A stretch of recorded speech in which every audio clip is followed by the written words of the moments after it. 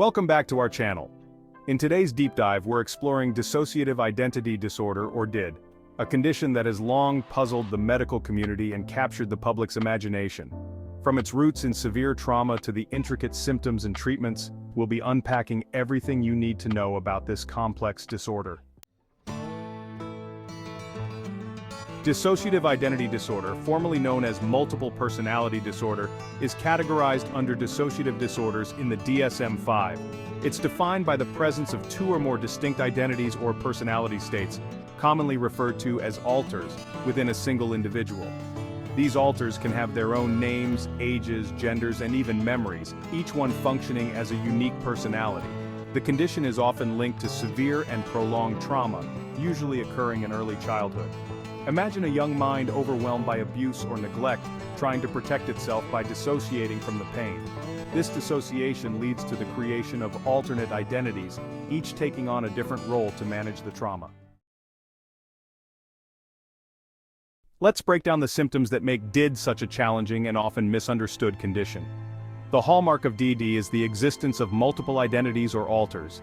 Each of these alters can perceive and interact with the world in distinct ways. For instance, one alter might be a confident adult male, while another could be a fearful child or a nurturing mother figure.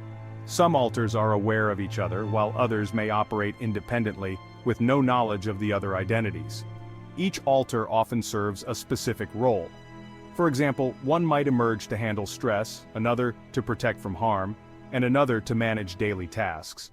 These identities can take control of the individual at different times, leading to sudden and often dramatic shifts in behavior. Amnesia is another key symptom of DID. This isn't your typical forgetfulness. Individuals with DID can experience significant memory gaps, forgetting important personal information, or even whole events. These gaps often correspond to times when another alter was in control, leaving the primary identity unaware of what occurred. Depersonalization and derealization are also common. Depersonalization might make a person feel as if they are watching themselves from outside their body, while derealization can make the external world seem unreal or distorted. These experiences are disorienting and contribute to the overall sense of disconnection from reality. Identity confusion is frequent in DID, where the individual feels like multiple people trapped in one body. Alter switching, where one identity transitions to another, can happen suddenly or be triggered by stress or specific situations. This can lead to noticeable changes in behavior, voice, and even physical mannerisms. Mood swings and emotional dysregulation are also significant features of DID. An individual might experience intense emotions, from sudden anger to deep sadness, often tied to the emotional state of different alters. Self-harm and suicidal thoughts are unfortunately common in those with DID. The distress caused by the disorder, combined with unresolved trauma, can lead to dangerous behaviors. Some alters may be particularly prone to self-destructive tendencies, increasing the risk. DID rarely exists in isolation. Anxiety, depression, and other mental health conditions often accompany it, complicating the diagnosis and treatment.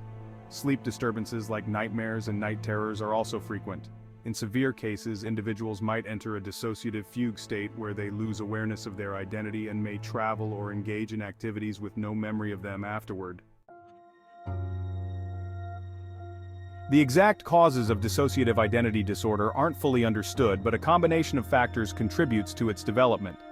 The most widely accepted theory is that DID develops as a coping mechanism in response to severe, prolonged trauma during early childhood.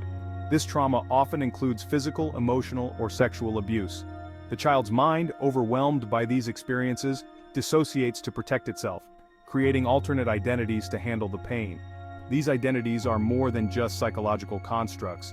They serve real, vital functions in the individual's life, helping them survive and navigate their traumatic environment.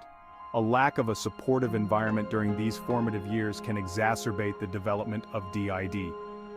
Without a trusted caregiver or a safe space to express emotions, the child may turn inward, splitting into different identities as a way to cope.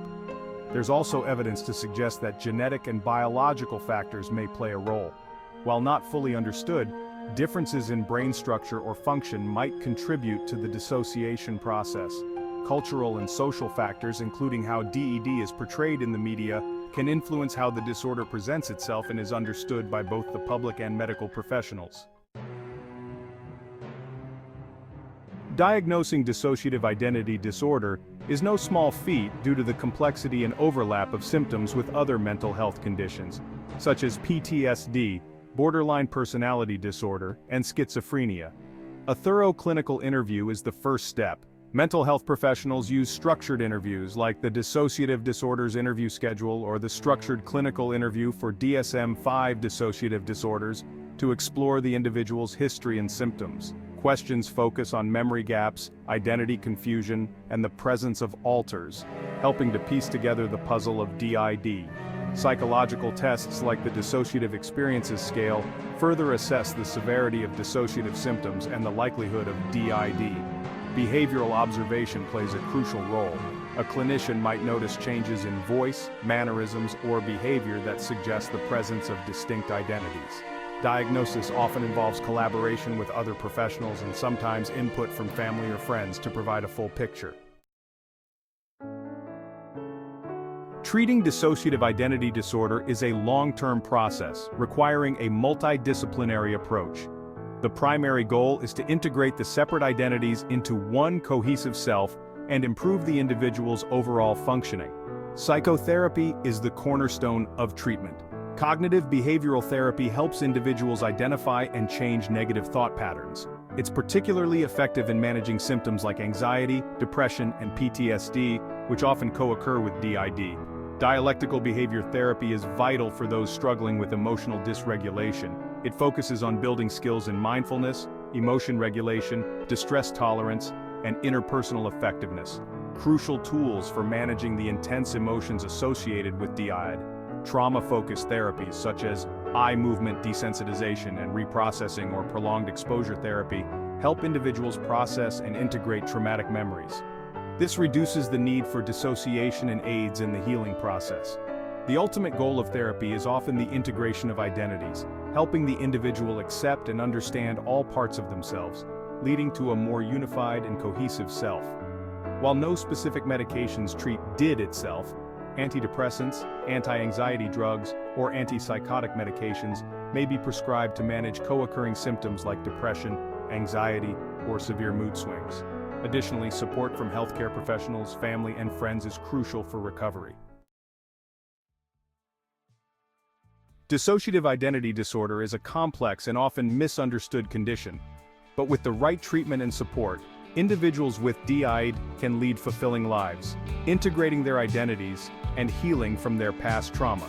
If you found this video insightful, please give a thumbs up, share it with others who might benefit, and don't forget to hit the subscribe button. Ring the bell icon to stay updated with our latest videos as we continue to explore the mind's most intriguing mysteries. Thanks for watching and see you next time.